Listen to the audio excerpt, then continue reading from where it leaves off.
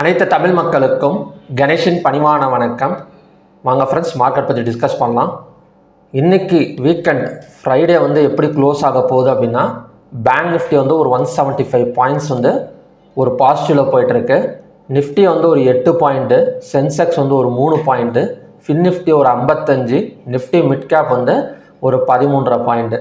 கிட்டத்தட்ட பார்த்திங்க அப்படின்னா நமக்கு அதிகபட்ச மூமெண்ட்டே ஒரு 50 பாயிண்ட்டுக்குள்ளார தான் போயிட்டு வந்துட்டுருக்கு நிஃப்டி அப்படிங்கிற மாதிரி சொல்லலாம்.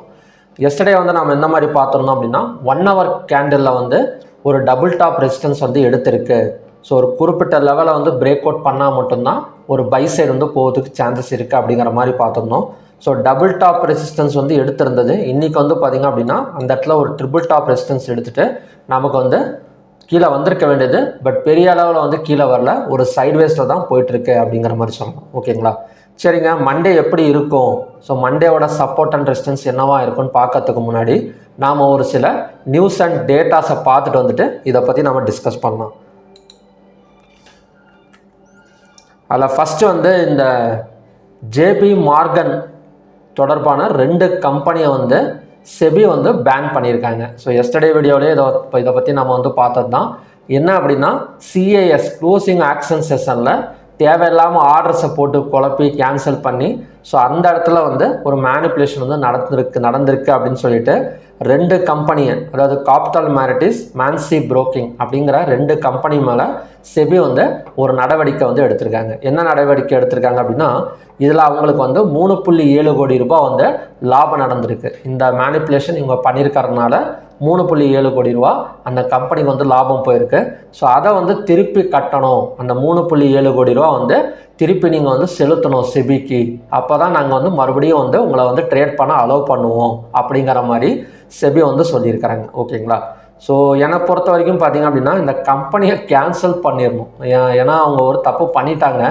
இப்போ தப்பு பண்ணிவிட்டு ஒரு ஃபைன் போட்டாங்கன்னு வச்சுக்கோங்களேன். ஸோ அந்த ஃபைனு தானே நம்ம அடுத்து கட்டிட்டு போயிடலாம், அடுத்த தடவை பார்த்திங்கன்னா அதே மாதிரி தப்பு பண்ணிக்கலாம், கண்டுபிடிக்கிறப்ப பேசிக்கலாம் அப்படிங்கிற ஒரு கான்செப்டில் தான் ஒரு இன்ஸ்டிடியூஷனல்ஸ் இருப்பாங்களே தவிர, அது மட்டும் இல்லாமல் இந்த 3.7 கோடி ரூபாங்கிறது கண்டிப்பாக ஒரு பீப்புள்ஸ் மணியாக தான் இருக்கும். ஒரு ரீட்டைல் ட்ரேடர்ஸ் என்ன சொல்கிறது அப்படின்னா, ஒரு ரீட்டைல் ட்ரேடர்ஸ் அமௌண்ட்டாக இருக்கலாம்.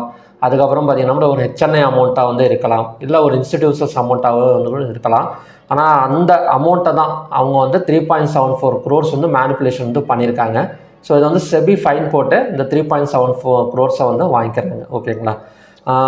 இந்த இடத்துல இவங்களை கேன்சல் பண்ண விட்டுருணும். என்னென்னா, இனிமேட்டு நீங்கள் இந்தியன் மார்க்கெட்டில் ட்ரேட் பண்ணக்கூடாது அப்படின்னு சொன்னால் தான் அடுத்தது இதெல்லாம் பண்ணுறதுக்கு பயமாக இருக்கும். ஆனால் இது ஒரு தப்பு செஞ்சிட்டாங்க, ஒரு தப்பு செஞ்சதுக்கு ஃபைன் மாதிரி வாங்கிக்கிறாங்க.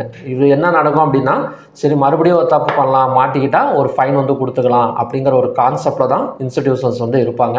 பார்க்கலாம் என்ன மாதிரி போகுது அப்படின்னு. நெக்ஸ்ட்டு சீனாவிலேருந்து ஆயில் இம்போர்ட்ஸ் மீண்டும் அதிகரிக்க வாய்ப்பு அப்படிங்கிற மாதிரி சொல்லியிருக்காங்க. ஸோ இதுக்கு என்ன அர்த்தம் அப்படின்னா, இப்போ பிரெண்ட் க்ரூட் ஆயில் $93 பெர் பேரலுக்கு ட்ரேட் ஆகிட்டுருக்கு. ஓகேங்களா? இதனால் சீனாவில் இருக்கிற ரிஃபைனரிஸ் பிரெண்ட் க்ரூட் ஆயில் வாங்கிறதுக்கு ரொம்பவே என்ன சொல்கிறாங்க அப்படின்னா தயங்குறாங்க. இவ்வளோ விலை கொடுத்து வாங்கணுமா, இவ்வளோ விலை கொடுத்து வாங்கினா எப்படி கட்டுப்படி ஆகும் அப்படிங்கிற மாதிரி கொஞ்சம் தயங்கிட்டு இருக்கிறாங்க. இதனால் என்ன பண்ண போகிறாங்க அப்படின்னா, இவங்க ரஷ்யா, ஆஃப்ரிக்கா மற்றும் சவுத் அமெரிக்கா இந்த நாடுகள்லேருந்து ஆயில் வாங்கலாம் அப்படின்னு சொல்லி பிளான் பண்ணியிருக்கிறாங்க. ஓகேங்களா?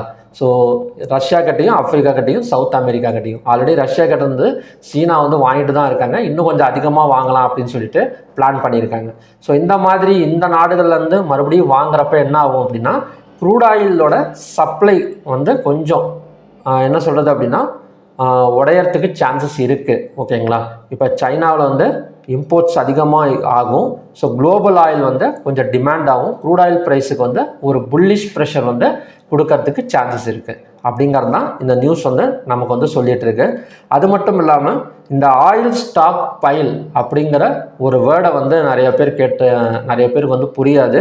ஸோ ஆயில் ஸ்டாக் பைல்னால் என்ன அப்படின்னா, இப்போ இந்த நியூஸ்லேயே பார்த்திங்க அப்படின்னா, கடந்த 2 ஆண்டுகளில் சீனா 1 பில்லியன் பேரல்ஸுக்கு அதிகமான ஆயில் ஸ்டாக் பைலை உருவாக்கி உள்ளது அப்படிங்கிற மாதிரி சொல்கிறாங்க. ஓகேங்களா? ஸோ அதனால் என்ன அர்த்தம் அப்படின்னா, ஆல்ரெடி அவங்கக்கிட்ட ஆயில் ஸ்டோரேஜ் இருக்குது. அதுக்கப்புறம் இதுக்கப்புறம் பார்த்திங்க அப்படின்னா எந்த ஒரு அவசரமும் இல்லை, ஒரு ஆயில் வாங்குறதுக்கான எந்த ஒரு அவசரமும் இல்லை அப்படிங்கிறதான் இந்த நியூஸ் வந்து நமக்கு வந்து காட்டுது. இந்த ஆயில் ஸ்டாக் பைலாம் என்னங்க அப்படின்னா, இப்போ உங்களுக்கு இந்த பிக்சர் வந்து சரியாக வந்து சேவ் ஆகலை. ஸோ இதை தான் வந்து ஆயில் ஸ்டாக் பைல் அப்படின்னு சொல்லுவாங்க. ஸோ இந்த மாதிரி ஒரு டேங்க் மாதிரி கட்டி விட்ருவாங்க. ஸோ அதில் போய்ட்டு ஆயிலை வந்து ஸ்டோர் பண்ணி வச்சுருவாங்க. ஓகேங்களா. ஸோ இது ஏன் உங்களுக்கு காட்டுறேன் அப்படின்னா, இந்த க்ரூட் ஆயில் இன்வென்ட்ரி டேட்டா யூஎஸில் இன்வென்ட்ரி டேட்டா வந்து ரிலீஸ் பண்ணுறாங்க பார்த்தீங்களா. ஸோ அந்த ஆயில் வந்து ஸ்டோரேஜோட கணக்கை வச்சுக்கிட்டு தான் நம்மளுக்கு வந்து இன்வென்ட்ரி டேட்டா வந்து நம்மளுக்கு வந்து கொடுக்குறாங்க. ஓகேங்களா. ஸோ இந்த ஆயில் ஸ்டாக் பையில் எவ்வளோ ஸ்டோரேஜ் இருக்குது, ஸோ அவங்களுக்கு எவ்வளோ தேவைப்படுது, இதெல்லாம் வச்சு தான் பார்த்திங்க அப்படின்னா இன்வென்ட்ரி டேட்டா வந்து அவங்க வந்து ரிலீஸ் பண்ணுறாங்க. ஸோ இதுதான் ஆயில் ஸ்டாக் பைல் அப்படின்னு சொல்லுவாங்க. ஓகேங்களா. இப்போ சீனா வந்து ஈரான்கிட்ட இருந்து ஆயில் வாங்கிறதுக்கு பதிலாக ரஷ்யா, ஆப்பிரிக்கா, சவுத் அமெரிக்கா கிட்ட ஆயிலை வந்து பிரித்து வாங்க போகிறாங்க. இனிமேட் வந்து ஈரான்கிட்ட இருந்து ஆயில் வந்தாலும் வரலனாலும் சீனாவுக்கு வந்து கவலை கிடையாது அப்படிங்கிறது தான் இந்த நியூஸ் வந்து நமக்கு வந்து சொல்லுது. ஓகே, நெக்ஸ்ட் வந்து ஸ்டாக் ஹீட் மேப்பை வந்து பார்த்தோன்னு வச்சுக்கோங்களேன். இப்போ ஸ்டாக் ஹீட் மேப் வந்து பார்த்தோம் அப்படின்னா பேங்கிங் அண்ட் ஃபினான்ஸ் செக்டர் கொஞ்சம் நல்லா இருக்குது. ஏன்னா Kotak bank, HDFC bank, ICICI bank, HDFC life, banking and finance sector நல்லா இருக்குது. ஸோ அதுக்கப்புறம் பார்த்திங்க அப்படின்னா ஐடி செக்டார் கொஞ்சம் டவுன் ஆகிருக்கு அப்படிங்கிற மாதிரி சொல்லலாம். மார்த்தி வந்து ஒரு 1.49%, பவர் கிரிட், பெல் அங்கங்கே ரெட்டு அங்கங்கே க்ரீன். இருந்தாலுமே ஒரு ஹைவேட்டேஜ் ஸ்டாக்ஸில் பெரிய அளவில் வந்து கை வைக்கல அப்படிங்கிற மாதிரி எடுத்துக்கலாம். ஸோ ஹைவேட்டேஜ் ஸ்டாக்ஸ் எடுத்துக்கிட்டோம் அப்படின்னா ஹெச்டிஎஃப்சி பேங்க்கு, கொட்டாக் பேங்க்கு, ஐசிஐசிஐ, ரிலையன்ஸு, ஸோ இந்த மாதிரி ஹைவேட்டேஜ் ஸ்டாக்ஸில் பெரிய அளவில் வந்து பணத்தை வந்து வெளியே எடுக்கல. இன்னமும் வந்து ஒரு பை சைடு வந்து ஹோல்டு பண்ணி வச்சுருக்கிறாங்க. அப்புறம் வந்து எம்எஸ்சிஐ குளோபல் இண்டெக்ஸ் பார்த்திங்க அப்படின்னா பாசிட்டிவில் தான் போயிட்டுருக்கு. காலையில் கூட கொஞ்சம் நெகட்டிவில் இருந்தது. இப்போ வந்து பார்த்திங்க அப்படின்னா ஒரு 4 பாயிண்ட்ஸ் பக்கம் நமக்கு வந்து பாசிட்டிவில் தான் போயிட்டுருக்கு. நெக்ஸ்ட்டு ஓப்பன் இன்ட்ரெஸ்ட் டேட்டா பார்த்திங்க அப்படின்னா ஒரு ஈக்குவல் தாங்க. பெரிய அளவில் வந்து கேஷ் ஃப்ளோ வந்து நடக்கலை. கால் ஆப்ஷன் சைடும் சரி, புட் ஆப்ஷன் சைடும் சரி, ஒரு கேஷ் ஃப்ளோ வந்து நடக்கலை. ஒரு ஈக்குவல் க்ளோசிங்கில் தான் நமக்கு வந்து போயிட்டுருக்கு. நெக்ஸ்ட் வந்து என்எஸ்சியில் பார்த்தோம் அப்படின்னா 3560 ஸ்டாக்ஸ் வந்து ட்ரேட் ஆகிருக்கு. அதில் அட்வான்ஸ் வந்து 1858, டிக்ளைன்ஸ் வந்து 1559, அன்சேஞ்சு வந்து 151. கிட்டத்தட்ட நெகட்டிவாக கம்பேர் பண்ணுறதோட பாசிட்டிவ் அதிகமாக இருக்குது. 52 வீக் ஹையில் 125 ஸ்டாக்ஸும் 52 வீக் லோவில் வந்து 73 ஸ்டாக்ஸும் இருக்குது. ஸோ அது ஒன்றும் பிரச்சனை இல்லை. Upper circular 111, lower circular 17. இப்போ செக்டார் வைஸ் க்ளோசிங்லாம் எடுத்துக்கிட்டோம் அப்படின்னா பேங்கிங் அண்ட் ஃபினான்ஸ் செக்டார் நல்லா இருக்குது. Auto, FMCG, health, IT sector இது மட்டும்தான் கொஞ்சம் டெம்பரவரியாக டவுன் ஆகிருக்கு அப்படிங்கிற மாதிரி சொல்லலாம். ஏன்னா இந்த செக்டாரோட ஓப்பன் இன்ட்ரெஸ்ட்லாம் கொஞ்சம் பார்த்தோன்னு வச்சுக்கோங்களேன். இந்த டவுன் ஆகிருக்கிற செக்டார்ஸ்லாம் ஓப்பன் இன்ட்ரெஸ்ட் பார்த்தோம் அப்படின்னா பெரிய அளவில் ஒரு செல்லிங் ஃபோர்ஸ் வந்து கொடுக்கல, ஒரு டெம்பரவரியாக செல் பண்ணி வச்சுருக்கிற மாதிரி தான் தெரியுது. நெக்ஸ்ட்டு வந்து high weightage stocks. So high weightage stocks பார்த்திங்கன்னா State Bank of India, Reliance, Maruti, TCS, Infosys, Sun Pharma இதெல்லாம் கொஞ்சம் டவுனில் இருக்குது. HDFC bank, ICICI bank, M and M, Shriram finance இதெல்லாம் பார்த்திங்க அப்படின்னா கொஞ்சம் பாசிட்டிவில் இருக்குது. டாப் கெய்னர்ஸ்னு எடுத்துக்கிட்டோம் அப்படின்னா Power Grid, HDFC Life, Kotak bank, BEL, Nestle IND இதெல்லாம் பார்த்திங்கன்னா டாப் கெய்னர்ஸ். டாப் லூசர்ஸில் Trent, IndiGo, Maruti, Cipla, ITC இதெல்லாம் பார்த்திங்க அப்படின்னா டாப் லூசர்ஸுக்கான ஸ்டாக்ஸ். நெக்ஸ்ட்டு வந்து நம்ம வந்து லெவல்ஸுக்கு போயிடலாம். இப்போ நிஃப்டி வந்து நம்ம வந்து 1 ஹவர் கேண்டல்லையே பார்த்துடலாம் ஃபஸ்ட்டு. இப்போ இந்த இடத்துல பார்த்திங்க அப்படின்னா நமக்கு வந்து ஒரு டபுள் டாப் ரெசிஸ்டன்ஸ் வந்து எடுத்திருந்தது. ஸோ இந்த இடத்துல பார்த்திங்க அப்படின்னா மறுபடியும் வந்து ஒரு ட்ரிபிள் டாப் ரெசிஸ்டன்ஸ் வந்து எடுத்துகிட்டு கீழே இறங்கிட்டுருக்கு. ஓகேங்களா. இப்போ மறுபடியும் நமக்கு வந்து ஒரு பை சைடு கன்ஃபர்மேஷன் வேணும் அப்படின்னா கண்டிப்பாக இன்றைக்கான ஹை 24,282 பிரேக் அவுட் பண்ணி ஒரு 15 மினிட்ஸ் கேண்டலாச்சு க்ளோசிங் வைக்கணும். இல்லைனா ஒரு 5 மினிட்ஸ் கேண்டலாச்சு க்ளோசிங் வச்சா மட்டும்தான் இந்த இடத்துல நமக்கு வந்து ஒரு பை சைடு கன்ஃபர்மேஷன் வந்து கிடைக்கும். ஸோ அது வரைக்குமே பார்த்திங்க அப்படின்னா இந்த மாதிரி தான் ஒரு சைட்வேஸ் போகும். இல்லைனா மறுபடியும் கீழே இறங்கி 24,184 வரைக்கும் வரத்துக்கு பாசிபிலிட்டிஸ் இருக்குது. ஓகேங்களா. இப்போ மண்டே நமக்கு இதே சேம் ஃபஸ்ட்டு ரெசிஸ்டன்ஸை தான் பார்க்கணும். 24,265 ரெசிஸ்டன்ஸாக பார்த்துட்டு இந்த இடத்த பிரேக் அவுட் பண்ணி க்ளோசிங் வச்சதுக்கப்புறம் அதுக்கப்புறம் தான் ஒரு பை சைடு கன்ஃபர்மேஷன் கிடைச்சதுக்கப்புறம் தான் பை சைடு வந்து ஃபோக்கஸ் பண்ணுற மாதிரி இருக்கும். ஓகேங்களா. ஸோ கீழே இறங்குது அப்படின்னா நெக்ஸ்ட் சப்போர்ட்டுங்கிறது 24,184. அடுத்தது வந்து பேங்க் நிஃப்டி பார்க்கலாம். இப்போ பேங்க் நிஃப்டி எடுத்துக்கிட்டால் ஒரு சப்போர்ட் எடுத்துகிட்டு மேலே வந்துட்டுருக்கு அப்படிங்கிற மாதிரி சொல்லலாம். பேங்க் நிஃப்டியை பொறுத்த வரைக்கும் சேம் கண்டிஷன் தான். இன்றைக்கான ஹையை பிரேக் அவுட் பண்ணால் மட்டும்தான் ஒரு பை சைடு கன்ஃபர்மேஷன் கிடைக்கும். அதுவுமே பார்த்தீங்கன்னா அடுத்த டார்கெட் அண்ட் ரெசிஸ்டன்ஸுங்கிறது 57,888. ஓகேங்களா. ஸோ மற்றபடி கீழே இறங்குது அப்படின்னா 57,480ங்கிறது நெக்ஸ்ட்டு சப்போர்ட் ஜோன். இப்போ நீங்கள் கொஸ்டின் கேட்கலாம், இப்போ இந்த இடத்துல மார்க்கெட் எனக்கு வந்து முடிய போகுதுங்க, இங்கேருந்து இவ்வளோ தூரம் இறங்குமா அப்படின்னு கேட்டிங்கன்னா கொஸ்டின் மார்க் தான். ஸோ அதனால தான் சொன்னேன், கீழே இறங்கினா 57,480ங்கிறது நெக்ஸ்ட்டு சப்போர்ட் ஜோன். ஹையாக பிரேக் அவுட் பண்ணால் பைக் ஆக்டிவேஷன் ஆகும். அதுவுமே பார்த்திங்க அப்படின்னா ஒரு 88 பாயிண்ட்ஸ் மட்டும்தான் கொடுக்கறதுக்கு சான்சஸ் இருக்குது. ஸோ ஆரம்பித்த இடத்துலேருந்து கீழே இறங்குமாங்கிறது அன்பிரடிக்டபிள் கண்டிஷன், அது வந்து கொஸ்டின் மார்க்கு தான். நெக்ஸ்ட் வந்து சென்செக்ஸ் பார்த்துடலாம். இப்போ சென்செக்ஸ் எடுத்துக்கிட்டோம் அப்படின்னா சேம் தான். ரெசிஸ்டன்ஸுங்கிறது 77,727, சப்போர்ட்டுங்கிறது 77,371. ஃபின் நிஃப்டி, ஸோ ஃபின் நிஃப்டியும் நமக்கு எல்லாமே வந்து பார்த்திங்க அப்படின்னா இன்றைக்கான ஹையை வந்து பிரேக் அவுட் பண்ணணுங்க. இன்றைக்கான ஹையை பிரேக் அவுட் பண்ணி ஒரு 5 மினிட்ஸ் கேண்டில் ஏதாச்சும் மேலே க்ளோஸ் வச்சா மட்டும்தான் நமக்கு அடுத்த லெவல் ஒரு பையிங் கண்டிஷனுக்கு வந்து சேஞ்ச் ஆகும். ஸோ அது வரைக்கும் கொஞ்சம் வாலட்டிலிட்டி இல்லைனா நமக்கு வந்து ஒரு ஃப்ளாட் மார்க்கெட் ஓப்பனிங் நடந்தால் இன்றைக்கோட ஹையை வந்து மறுபடியும் ஒரு ரெசிஸ்டன்ஸாக ஒர்க் அவுட் ஆகக்கூடிய சான்சஸ் வந்து இருக்குது. ஸோ நெக்ஸ்ட்டு சப்போர்ட்டுங்கிறது 26,159, நெக்ஸ்ட்டு ரெசிஸ்டன்ஸுங்கிறது 26,325. இப்போ மிட் கேப் நிஃப்டி எடுத்துக்கிட்டாலும் எக்ஸாக்டாக நமக்கு வந்து ஒரு ட்ரிபிள் பாட்டம் சப்போர்ட்டை டச் பண்ணிவிட்டு மேலே வருது. அது மட்டும் இல்லாமல் 1 ஹவர் கேண்டில் நமக்கு வந்து க்ரீனில் தான் இருக்குது. ஸோ இதெல்லாம் ஆல்மோஸ்ட் வந்து ஒரு பையிங் கண்டிஷன் வந்து கன்ஃபர்மேஷன் கொடுத்துருக்குன்னு அர்த்தம். ஹையாக பிரேக் அவுட் பண்ணணுங்கிற அவசியம் கிடையாது. க்ளோசிங்க்கு மேலே ஒரு ஓப்பனிங் கொடுத்துட்டாலே நமக்கு அந்த இடத்துல ஒரு பை சைட் கன்ஃபர்மேஷன் வந்து கிடச்சிரும். அடுத்த டார்கெட் மேபி ஒரு 14,966 வரதுக்கு சான்சஸ் இருக்குது. ஓகே ஃப்ரெண்ட்ஸ், இதுதான் பார்த்திங்க அப்படின்னா மண்டேக்கான கண்டிஷன்ஸ். USD/INR எப்படி தாங்க இருக்குது அப்படின்னா இன்னும் கொஞ்சமும் வீக் ஆகிட்டே தான் போகுது. 95.73 வரைக்கும் வந்திருக்கு. ஸோ இந்தியா விக்ஸும் இந்தியா விக்ஸ் வச்சு எதுவும் பண்ண முடியல. இந்தியா விக்ஸுங்கிறது இப்போதைக்கு ஒரு பை சைட் சப்போர்ட் பண்ணுற மாதிரி தான் காட்டுது. USD/INR ஒரு செல் சைட் சப்போர்ட் பண்ணுற மாதிரி தான் காட்டுது. இந்த ரெண்டுமே வந்து கொஞ்சம் ஒத்து போனதுன்னா கூட ஈஸியாக வந்து ஒரு ட்ரெண்டை வந்து ஐடென்டிஃபிகேஷன் வந்து பண்ணிடலாம். பட் ரெண்டுமே வந்து நமக்கு வந்து ஆப்போசிட்டில் இருக்கனால சைட்வேஸ் வாலட்டிலிட்டி, கேஷ் ஃப்ளோ கம்மி. ஸோ இதுதான் நமக்கு வந்து நடந்துகிட்ருக்கு. ஓகே, இப்போ சாட்டர்டே சண்டே ஏதாவது நியூஸ் வருமா அப்படின்னு கேட்டிங்கன்னா வாய்ப்புகள் இருக்குது. இது வரைக்கும் ட்ரம்ப் வந்து எதுவும் வாயை திறக்கலை. ஸோ இந்த வார் நியூஸ் வந்து அப்படியே அடங்கி கொஞ்சம் கொஞ்சமாக அப்படியே போயிட்டுருக்கு. ஏதாவது ஒரு சாட்டர்டே சண்டே, ஏன்னா தலைவர் வந்து ஒன்று வெள்ளிக்கிழமை ஈவினிங் வந்து ஒரு நியூஸ் வந்து அனௌன்ஸ் வந்து பண்ணுவார். எதுலையாச்சும் இன்வெஸ்ட்மெண்ட் பண்ணிட்டு ஒரு நியூஸ் வந்து அனௌன்ஸ்மெண்ட் வந்து பண்ணுவார்.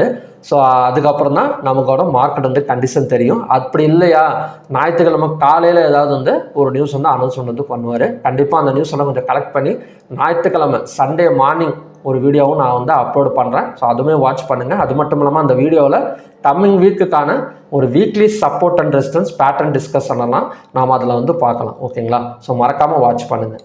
நெக்ஸ்ட்டு வந்து நம்ம க்ரூட் ஆயில்.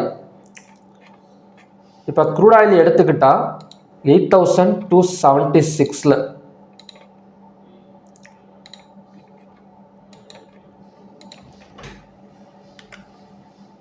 அதாவது மார்னிங்கில் பார்த்த மாதிரி தான் 8,329க்கு மேலே ஒரு கேண்டில் வந்து க்ளோசிங் வைக்கணும். அதாவது மார்னிங்லேயே இது அந்த இடம் வந்து பை சைட் பிரேக் அவுட்னு பார்த்துருந்தோம். பட் மேலே வந்து கேண்டில் க்ளோஸ் வைக்கல, அதுக்கு பதிலாக ரெசிஸ்டன்ஸ் எடுத்துகிட்டு இறங்கிட்டு இருக்கு. ஓகேங்களா? ஸோ கேண்டில் க்ளோசிங்னா தெரியுதுங்களா? இப்போ 8,329 இருக்குது. இந்த கேண்டிலோட க்ளோசிங் வந்து பார்த்திங்க அப்படின்னா டச் பண்ணிவிட்டு 8,296 க்ளோஸ் ஆகிருக்கு. அப்போ என்ன அர்த்தம்? கேண்டிலோட க்ளோசிங் வந்து 8,329க்கு மேலே க்ளோஸ் ஆகணும். மேலே க்ளோஸ் ஆனால் ஸோ நெக்ஸ்ட் டார்கெட்டுங்க வந்து இந்த ட்ரெண்ட் லைன் வரைக்குமே வரதுக்கு சான்சஸ் இருக்குது. ஸோ அப்படி இல்லாமல் கீழே இறங்குது அப்படின்னா 8,174ங்கிறது next strong support zone. So maximum நமக்கு கீழே இறங்கிறதுக்கான வாய்ப்புகள் ரொம்ப கம்மி தான். ஏன்னா இந்த இடத்துல பார்த்தீங்கன்னா டபுள் பாட்டம் சப்போர்ட் எடுத்திருக்கு. அது மட்டும் இல்லாமல் ஒரு ட்ரெண்ட் லைனு ஒரு நெக் லைனு, ஸோ எல்லாமே தாண்டி இதெல்லாம் கிராஸ் பண்ணுது அப்படின்னா அகைன் வந்து க்ரூட் ஆயில் ஒரு புல்லிஷ் சைடு போகிறதுக்கும் சான்சஸ் வந்து இருக்குது. இந்த சீனாவோட இம்போர்ட் விஷயம் இந்த நியூஸ் வந்து ஆயிலில் வந்து இம்பேக்ட் கொடுத்தது ஈவினிங் டைமில் அப்படின்னா க்ரூட் ஆயில் மறுபடியும் வந்து ஒரு புல்லிஷ் சைடு போகிறதுக்கும் சான்சஸ் இருக்குது.